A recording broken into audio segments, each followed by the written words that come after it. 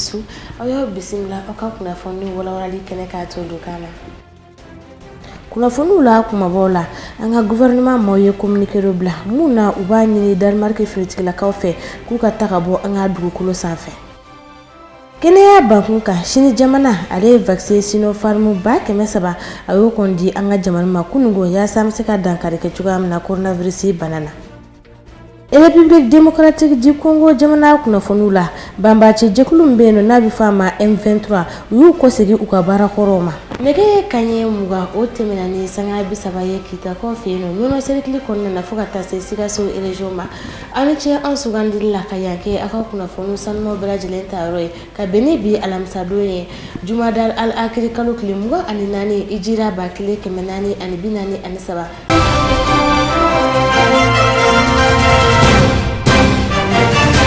bi kuna foni omena bara damne ni ayre ka chamache fanga manyema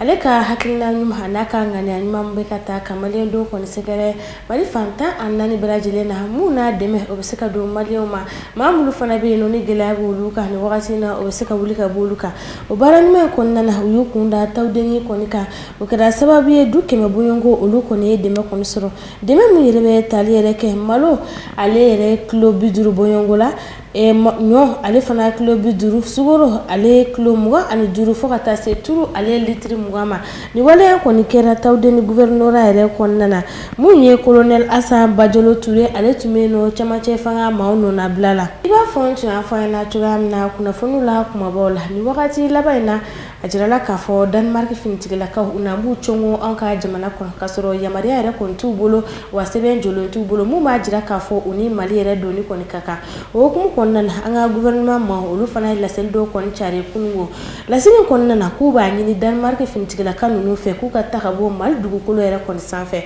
anga nyimada soro lo fe ka benitine doye janvier kalo kile mugan duru zamba fla ani mugan fla anga chamache fanga manyema kulu kone la seli do kala mumbora Denmark yere manyema yorola la seli mukonna ko bajira kafo uluka finitikla kamulube anga jamana yere kona fanfe nuni français rebe ka jika bamba chukala francika la kana bakum benu namba fama force takuba ka demedo ulukonima akoni la seli mun kon bora Denmark ka feno la seli njolente sabula ulunu mabenka sebe kon blasenka mumba jira kafo kwa finitigila ko ya Maria Liendo kadu anga jamana kono anga chamache fanga ma ko nyefulila muye Norvège jamana Portugal jamana ani Hongrie jamana sebembe ulunu nyogonche nga sebe mun konna ko mabasiga segella sebe blakunde ufana ka finitigila ko bisaga na chugamna kana fara antauka ka bamba chukele nga ulu kon majabi foidu umafolo ka fara Denmark re jamana finitigila ka anga ministre kan nyefulla juin kalo kile muga ani kono to samba fla ani muga ani kile Denmark jamana manyemo okunya ni anga chamache fanga maufe uluka finitikila ka do kana fara force takubaka sabla ko bi benka sebela mumbi faransi ani mali jamana yere nyogonche force takuba sigili ko okumu konnana anga jamana kono o wakati kelena kabeni november kalo klita ani wore samba fla ani mugani kele afana ka jamana manyemo ya jira kafo kubina jetemino ko ni boli layini ka folo ka tawdo makana bila munye anga jamana manyemo e umaya maria Denmark finitikila ka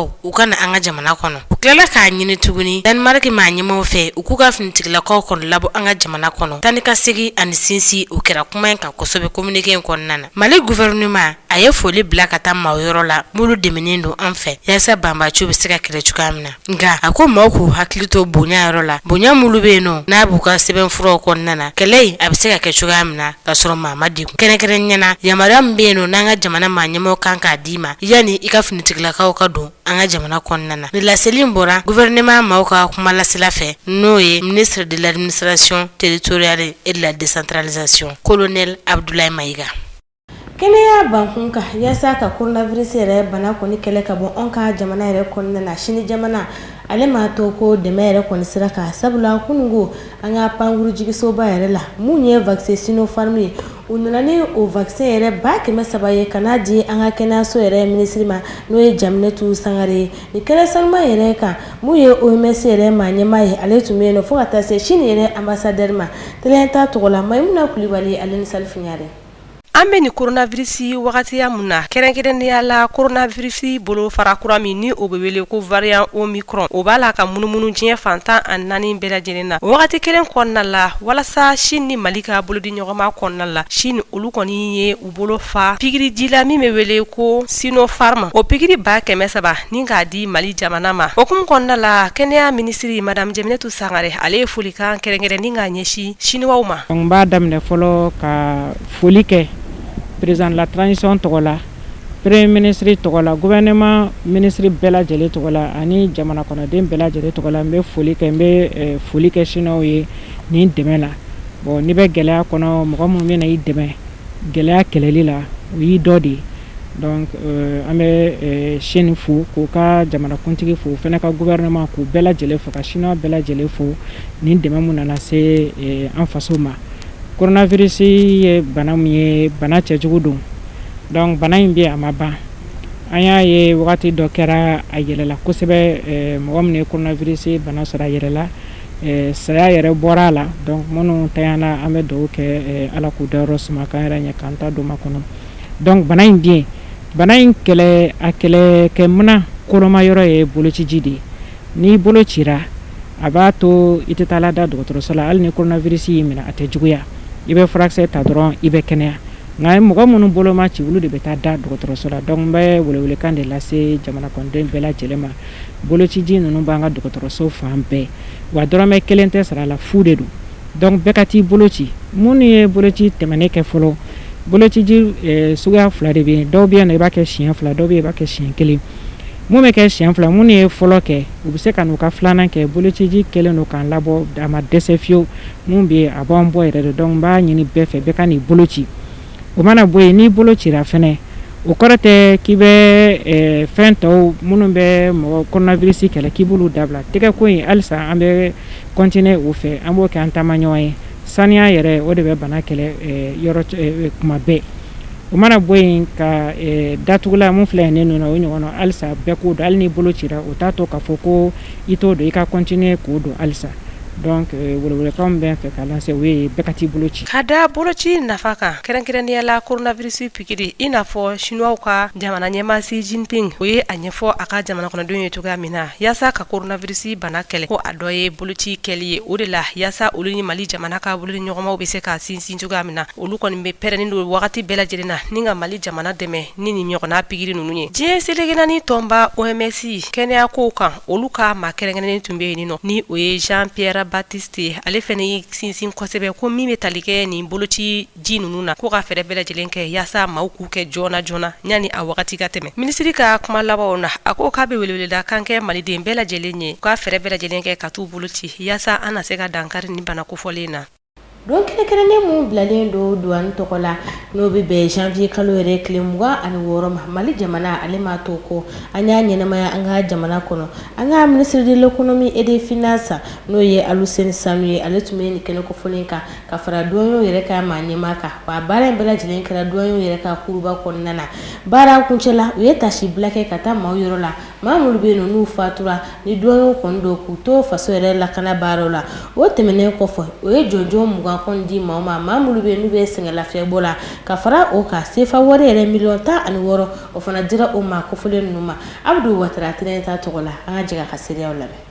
janvier kalo tile 26 o ye don ye don min bɛnnen bɛ an ka finitigɛlaka minnu bɛ yen n'an b'u wele ko douaniers olu ka ɲɛnajɛ don ma o waliyaw la an ka jamana kɔnɔ a yirala k'a fɔ min ye u ka ɲɛmaaba ye n'o ye inspecteur général Amadou Konate ale y'a yira k'a fɔ ɲinanta a bɛ bila minɛn mun kɔnɔ o ye yɛlɛma ye yɛlɛma min bɛ tali kɛ subahana mansikow la olu yɛrɛ ka baaraw kɔnɔna la k'u ka baaraw ta ka sanga ni diɲɛ yɛrɛ fantɔw douaniers ka baaraw ta cogoya ɲuman ye ni nin hakilina ninnu ta k'u lajɛ inspecteur général Amadou Konate ka kɔrɔfɔw la a ko gɛlɛya kɔni binnen bɛ olu kan hali n'a yirala k'a fɔ an ka jamana bɛ lahalaya min na bi a ma nɔgɔ bɛɛ n'a ta olu kɔni ye u seko n'u damayira bɛɛ lajɛlen kɛ min bɛ kɛ sababu ɲuman ye hakilisigi ni basigi ka se ka sabati olu ka baaraw kɔnɔna na ale ni laɲini min bɛ olu la ka se ka wulikajɔw kɛ min ye nafolo yɛrɛ ka se k'u fara ɲɔgɔn kan ale ni maa minnu bɛ yen ni olu bɛ donnifɛnw ye duguma sira fɛ ani dogodogo la ka se ka o waleya jugu ninnu kɛlɛ fo ka se nafolo yɛrɛ burujali baaraw ma o wulikajɔ ni cɛsiri ninnu kɛnɛ kan a yirala k'a fɔ min ye inspecteur général de douane n'o ye Konate a ka kɔrɔfɔ la a ko yɛlɛma caman bɛ u kan ka o don u ka baaraw tacogoya la ka sabu kɛ n'i ye subahana mansinw ta k'a lajɛ ka fɛnw k'u layɛlɛma k'u bɛrɛbɛn k'u lakɛ ni diɲɛ yɛrɛ taabolo kura ye o de ye hakilina ye olu ye min wajibiya u yɔrɔ kan o de kɛra sababu ye u fana y'a yira k'a fɔ min ye yɛlɛma caman ye yɛlɛma min bɛ se ka kɛ sababu ye olu yɛrɛ ka baaraw tacogoya la baaraw ka se ka kɛ hakilisigi ni basigi la yɛlɛma minnu fana bɛ se ka kɛ sababu ye olu bɛ se k'u ka baaraw yɛrɛ damakɛnya diɲɛ yɛrɛ douane yɛrɛ ka yɛlɛma bolo kuraw taabolo ma fo ka se u ka baaraw tacogoya la sɔrɔ minnu kan ka kɛ donna nataw la sɔrɔ ninnu kan ka sɛgɛsɛgɛ cogo di ale ni u ka baara yɛrɛ tacogoya ani seko ni dɔnko douane yɛrɛ baaraw kɔnɔna la kɔlɔlɔ ale ni kasara minnu bɛ se ka ye u ka baaraw kɔnɔna la ka se ka sɛgɛsɛgɛli kɛ u koɲɛw la k'olu la sen kan kuda ye hakili jagabɔw bɛna kɛ o hakilinaw de ka yɛlɛma kura minnu kan ka don douane yɛrɛ baara tacogoya la Mali kɔnɔ o bɛ tali kɛ nin hakilina ninnu na douane ɲɛmaaba ni o ye inspecteur général Amadu Konate a ka kɔrɔfɔw la a ko u ka ɲina sanyɛlɛma ɲagaɲaga baaraw la u y'a yira k'a fɔ min ye subahana mansinw ye ka ko yɛlɛma o bolo kan ale ni kunnafoni di u ka se ka bila sen kan o de ye ɲina yɛrɛ hakilinaw a babu bolila o de kan kosɛbɛ hakilina ni laɲiniw na fana Mali douaniers u ye gɛlɛya sɔrɔ an ka marabolo la i n'a fɔ kɔrɔyanfan marabolo nka o bɛɛ n'a ta wulikajɔ ni cɛsiri min talen bɛ olu fɛ a kɛra sababu ye 100 sara la 90 ɲɔgɔn bɔɲɔgɔn ko u sera ka olu bɛɛ lajɛlen yɛlɛma k'u bila subahana mansinw sanfɛ baaraw ka se ka kɛ hakilisigi ni basigi la k'a sɔrɔ a ma kɛ ni gɛlɛya ye ni hakilina ni laɲiniw ta k'u lajɛ bi yɛlɛma kura minnu dora douane baara tacogoya la Konate ka fɔliw la a na kɛ sababu ye douane mɔgɔw ka baara kɛcogoya ɲuman hakilisigi ni basigi la ka tila ka nafolo don jamana waganenba la o hakilinaw ka se ka sabati nɔgɔya la ni wale ninnu kɛra sababu ye foli ni tanuni taara ka ɲɛsin maaw ma maa minnu ye baara kɛ Mali douane ye san 2021 kɔnɔna na u ka jija ni cɛsiri a kɛra sababu ye ka se ka sankɔrɔta ni ɲɛtaa lase douane baaraw ma ka tila ka nafolo don jamana yɛrɛ waganenba kɔnɔna na o kɛra sababu ye hakili jagabɔ ni fɛɛrɛw taara ka bila sen kan min bɛ kɛ sababu ye u ka baaraw bɛ ka taa cogoya min na u ka se ka to o sira kelenw kan douane ɲɛma a ye wele bila ka ɲɛsin douaniers ma Mali kɔnɔ ani Mali kɔkan minnu bɛ baara la faso yɛrɛ tɔgɔ la u ka dɔ fara u ka jija ni cɛsiri kan min bɛ kɛ sababu ye san 2022 kɔnɔna la u ka se ka jaabi sɔrɔ jaabi min bɛ kɛ sababu ye ka se ka olu nimisi wasa ka tila ka jamana ani jamana marabaaw fana nimisi wasa minisiri min ka baara bɛnlen bɛ sɔrɔ ko koɲɛw sabatili ma a minisiri tun bɛ kɛnɛ kan n'o ye Aluseni Sanu ye a ye foli ni tanuni ta k'a di douane baarakɛlaw ma k'a yir'u la fana k'a fɔ u bɛ jija ni cɛsiri min na jamana ye a dogolen tɛ maa si la u ka wulikajɔ ni cɛsiri a fanga ka bon kosɛbɛ ka sababu kɛ san 2021 u ye jaabiw ye ale ni yɛlɛma kura minnu fana bɛ ka ta ka don douane baaraw la sisan ale b'a jigiya k'a fɔ a na kɛ sababu ye ka se ka douane baaraw lakolo gɛlɛya kosɛbɛ o kɛra sababu ye Aluseni Sanu ko jamana ɲɛmaa tɔgɔ la min ye camancɛ fanga ma ɲɛmaa colonel Asimi Goita ye ka se a ka maraden tɔ bɛɛ lajɛlen tɔgɔ la u bɛ douane maaw fo ka tila ka ɲini u fɛ u ka dɔ fara u ka jija ni cɛsiri ka jamana yɛrɛ baara n'a ɲɛtaa sabatili la wulikajɔ ni cɛsiriw n'i y'u ta k'u lajɛ Aluseni Sanu ko a ka kɔrɔfɔw la an bɛ don min na i n'a fɔ bi babu min taara ɲina yɛrɛ douane ɲɛmaaw fɛ u ka sanyɛlɛma ɲɛnajɛ yɛrɛ kɔnɔna la min ye ka se ka yɛlɛma yɛrɛ ta ka don baara tacogoya la ko hakilina ɲuman don kosɛbɛ a b'a jigiya fana k'a fɔ maa min bɛ ɲɛma n'o ye inspecteur général Amadu Konate hakilina ni laɲini minnu b'a la o de ye ka se ka douane lasankɔrɔta Mali kɔnɔ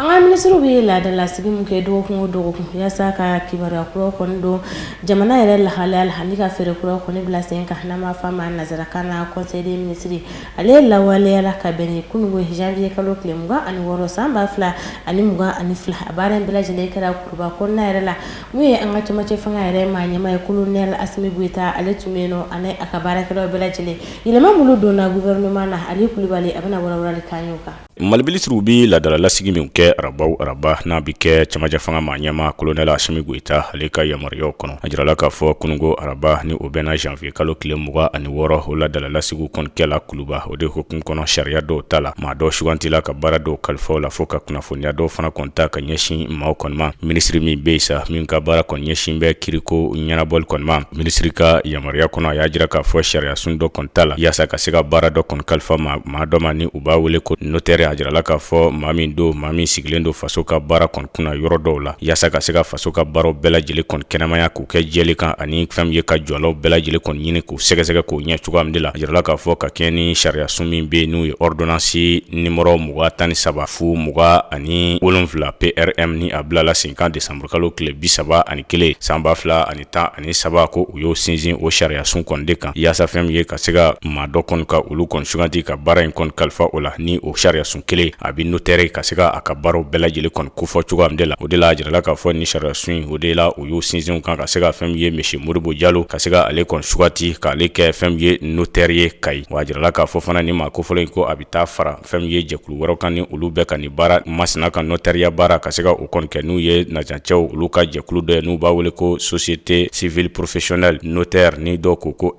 SCP Office Notarial Youssouf Ousmane Cissé et Modibo Jalo a jirala k'a fɔ ko olu de kɔni bɛna ni baara ninnu kɔni kɛ ɲɔgɔn fɛ fɛn min ye Kayi dugu kɔni kɔnɔna na o kɔfɛ ministre min ka baara kɔni ɲɛsin bɛ fɛn min ye dala dumunifɛnw bayɛlɛmani ani o jagokow bɛɛ lajɛlen kɔni ɲɛnabɔli kɔni ma ni u b'a wele ko ministre de l'Industrie et du Commerce a jirala k'a fɔ ale ka yamaruyaw kɔni kɔnɔna na fɛn min ye sɔnkɛla a ka sariya sun dɔ kɔni ma sariya sun min ni o kɔni bi sinsin min de kan o de ye Mali yɛrɛ minɛ minnu bɛ yen ni u bi doni ka taa fɛn ye Mali kɔkan ni u b'o wele ko exportation yaasa o baaraw olu bi se ka yiriwa cogoya min de la ka taa san 2022 ka taa san 2025 kɔnɔna na o de hokumu kɔnɔ a jirala k'a fɔ o sira min ɲɛsin dan bɛ Mali ɲɛmɔgɔw kɔni fɛ wa kɛrɛnkɛrɛnya Mali gouvernement yaasa fɛn ye minɛ minnu bɛ yen ni u bi dilan Mali kɔnɔ ani dɔw bɛ yen ni u bi doni ka taa fan wɛrɛw fɛ wa u bi dilan yan fana k'u doni ka taa fan wɛrɛw fɛ yaasa o baara o na se ka ba sɔrɔ ani ka yiriwa ka don jamana kɔnɔ fɛn ye bɛɛ lajɛlen ka se ka fɛn ye nafa sɔrɔ a la cogoya min na a jirala k'a fɔ o de hokumu kɔnɔna na sa ko fɛn ye yɛlɛma dɔ bɛ yen ko o kɔnɔna o bɛna don fɛn ye a baaraw kɛcogoyaw kɔnɔna ko ni o yɛlɛmali ko ni o kɔni donla a kɔnɔna o bɛ kɛ sababu ye fɛn ye ka se ka fɛn ye ɲɛda kura kɔni di ni baara in ma ani ka yiriwaba don a kɔnɔna fɛn ye ka se ka fɛn ye a yakuwaya kosɛbɛ ani maa minnu bɛ a baaraw kɛ olu bɛ se ka fɛn ye nafa kɔni sɔrɔ a kɔnɔ Mali kɔnɔ ani fo ka taa se fɛn ye a bɛ kɛ fan wɛrɛ minnu fɛ n'a bɛ bɔ jamana kɔnɔ ka taa fan wɛrɛ minnu fɛ bɛɛ lajɛlen bɛ se ka i ka nafa kɔni sɔrɔ la wa a bɛ kɛ jamana fana ka ɲɛta kɔni hokumu kɔni kɔnɔna na o de kɔfɛ fana ministre min fana bɛ yen n'u ka baara kɔni ɲɛsin bɛ fɛn ye duguba kɔnɔ soko ani dugukoloko fo ka taa se jamana yɛrɛ dugukolo a yɛlɛmali jamanadenw bɛ sigi a kɔnɔ sigicogo ɲuman na cogoya min na o baaraw ɲɛnabɔli kɔni ma ni u b'a wele ko ministre de l'urbanisme de l'habitat des domaines de l'aménagement du territoire et de la population o ministre o ka yamaruya kɔni kɔnɔna na a y'a jira k'a fɔ ko baara dɔ bɛ yen o bɛna sigi baara dɔ bɛ yen k'o kan ka kɛ Bamako yɛrɛ lamini kɔni kɔnɔna na ni o ye kɛrɛnkɛrɛnyana fɛn ye Bamako yɛrɛ kɔdugu yanfan kɔni fɛ a jirala k'a fɔ baara dɔ bɛna kɛ n'u bɛna ɲɛsin kuranko kɔni ma ni u b'a wele ko bouclo 225 kV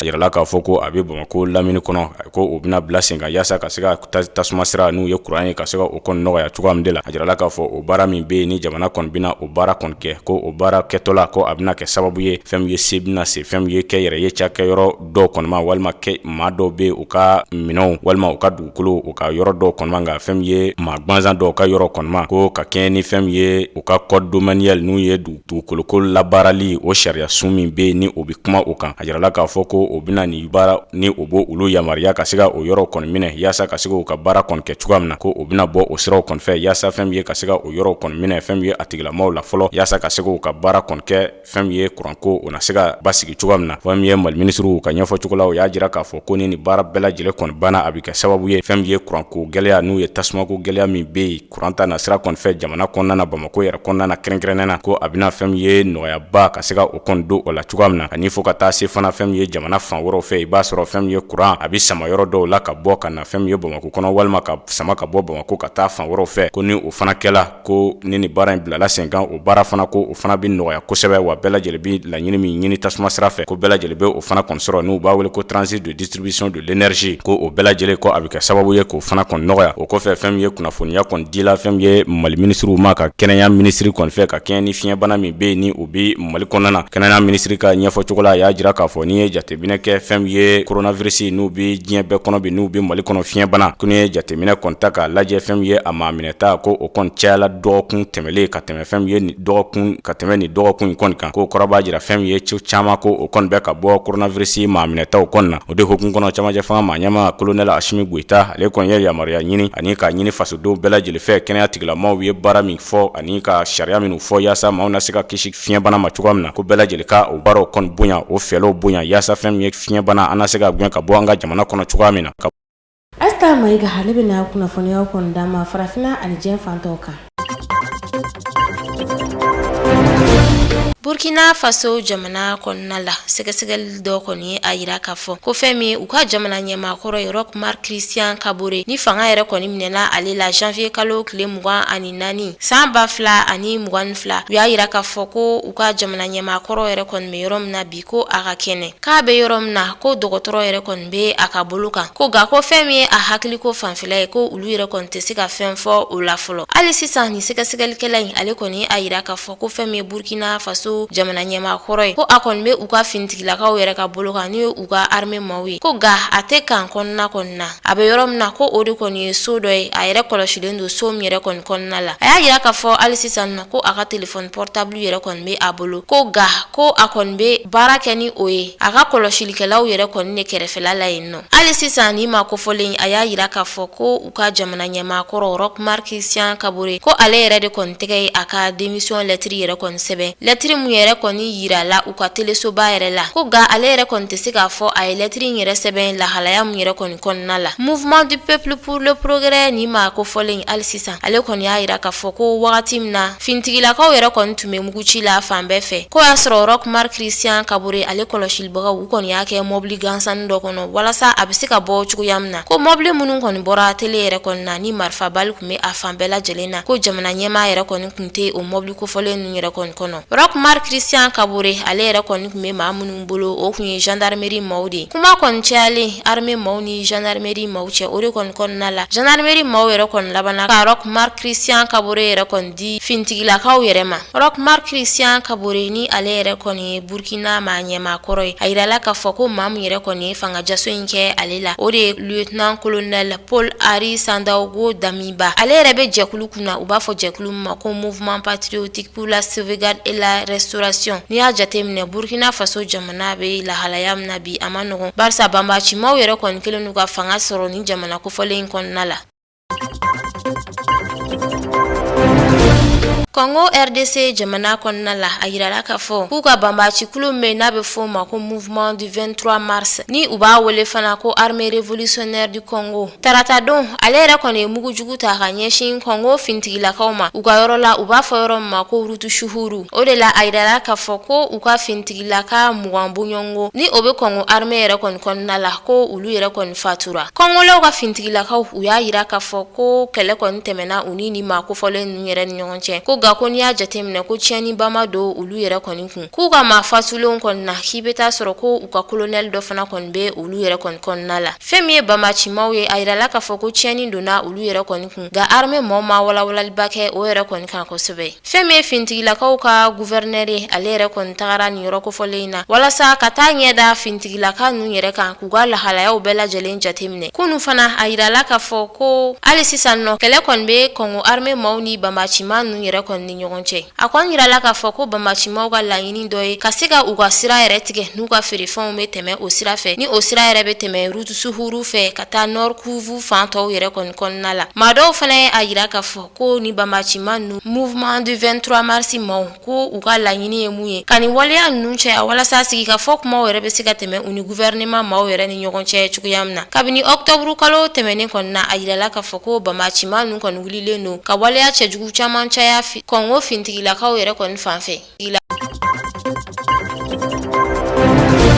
Liban jamana kɔnɔna la a yirala k'a fɔ ko u ka premier ministre kɔrɔ n'a bɛ fɔ ale ma ko Sahad Hariri ale kɔni y'a yira k'a fɔ tɛnɛndonya tɛmɛnen na ko fɛn min ye politiki ko ye k'ale yɛrɛ kɔni bɛna i sen bɔ o baaraw bɛɛ lajɛlen na hali n'o y'a sɔrɔ u ka kalafili tɔw kɔni tora kalo 4 bonyɔngo ye a kɔni yirala k'a fɔ ko n'i y'a ye nin décision in yɛrɛ taara nin ma kofɔlen fɛ ko fɛn min ye iraniyɛnw ye ko olu fana sen bɛ a la a y'a yira k'a fɔ fana ko basigilibaliya mun bɛ diɲɛ seleke 4 tɔnbaw yɛrɛ kɔni kɔnɔna la fo ka taa se bɛnbaliya mun bɛ u yɛrɛ dama ni ɲɔgɔn cɛ u ka jamana kɔnɔ ko bɛɛ lajɛlen ni kɔni kɛra sababu ye ni ale yɛrɛ kɔni ye ni waleya in bila sen kan Sahad Hariri ale yɛrɛ kɔni kun y'a sen no politiki baaraw la kuma min na ale fa ni o fana kɔni kɛra premier ministre u ka jamana kɔnɔ Rafik Hariri ale yɛrɛ kɔni bɔnɛnen ani na san 2005 wagatiw kɔni na a yirala k'a fɔ ko ni ma kofɔlen min ka ni waleya in ta wagati gɛlɛn de la barisa ni ye Liban jamana yɛrɛ kɔni jateminɛ bi wariko gɛlɛya belebeleba de bɛ nin jamana kofɔlen yɛrɛ kɔni kan Sahad Hariri a y'a yira k'a fɔ ko ale ale be asimbo politiki ko baraw la ko wa aba ɲini a ka denbaya maaw fɛ maa si fana kana ta i sen don politiki kow la tuguni u ka jamana yɛrɛ kɔni kɔnɔna la. A y'a yira k'a fɔ k'a sen tɛ politiki ko baraw la wa a tɛna kandida yɛrɛ kɔni di u ka député kalafili baraw la ni o kan ka kɛ mai kalo yɛrɛ kɔni kɔnɔna la. Saad Hariri a y'a yira k'a fɔ ko Liban yɛrɛ kɔni ka bɔ nɔgɔ la ko a ka gɛlɛn barisa n'i y'a jateminɛ basigilibaliya o be diɲɛ tɔnbaw yɛrɛ kɔni kɔnɔna la ka fara o kan bɛnbaliya be u yɛrɛ damaw ni ɲɔgɔn cɛ wa a y'a yira k'a fɔ ko olu ka jamana yɛrɛ be mara kɔnɔ ni o ye Iraniyɛnw yɛrɛ kɔni ka mara de ye ko n'i y'o jateminɛ ko jamana yɛrɛ kɔni taa man di ɲɛfɛ kosɛbɛ. Arabi Saoudite maaw olu ni ma kofɔlen yɛrɛ kɔni kun ka di kosɛbɛ wa u kun be baara caman kɛ ɲɔgɔn fɛ ga Saudiya maaw yɛrɛ kɔni nana u yɔrɔ janya ni ma kofɔlen na barisa u y'a yira k'a fɔ ko a be maa mun ka mara kɔnɔ ko o ye Iraniyɛnw ni. Iraniyɛnw y'a yira k'a fɔ ko n'i y'a ye ko Sahad kɔni ye nin waleya in bila sen kan ko